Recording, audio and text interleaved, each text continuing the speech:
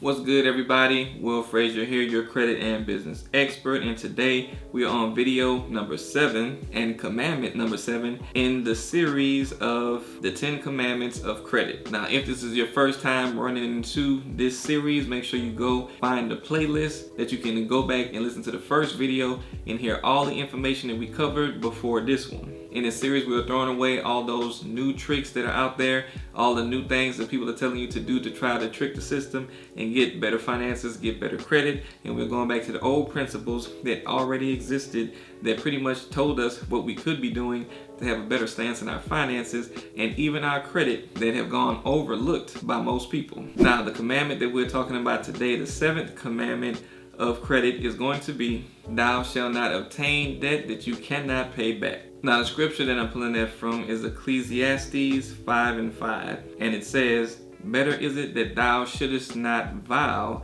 than that thou shouldest vow and not pay. So when you look at that, you can see the correlation to when you are actually obtaining credit. So when you obtain credit, you are actually making a vow that you're going to pay these people back, whoever it is that you're getting the money from. Even if you get money from a family member, you're usually making some type of vow to them that, look, I'm going to pay you this money back. If you didn't, then it was a gift, and you should know if it's a gift or not, because they wouldn't be trying to hunt you down for the money if it was a gift. So all in all, this one is pretty simple.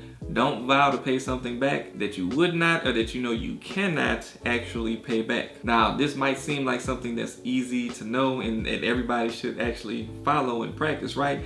But in all actuality, that's not usually how it goes. And most of the time, this isn't intentional, but the situation just ends up where the person is just unable to pay the money back. Mostly, a person ends up in a tough situation and they get an attractive offer to be able to get some funds to be able to try to satisfy whatever's going on with that situation. In some cases, it could be an extreme need, like a person's car going bad and they just need to get the car back on the road, so they need the money to get the car fixed so that it can get back operational. And sometimes it can be something as unnecessary as somebody just wanting to buy a purse. So basically, you either need something or you want something, and you don't have the cash for it on hand to be able to obtain whatever it is that you want or need, and you tell yourself, okay, I'm gonna pay this back somehow, some way. Now, the problem comes because most people haven't really planned out the how they're gonna pay the money back, and usually, their income was in a certain place where they probably didn't have a lot of freed up cash or extra money anyway. So now they still have the same income expense situation,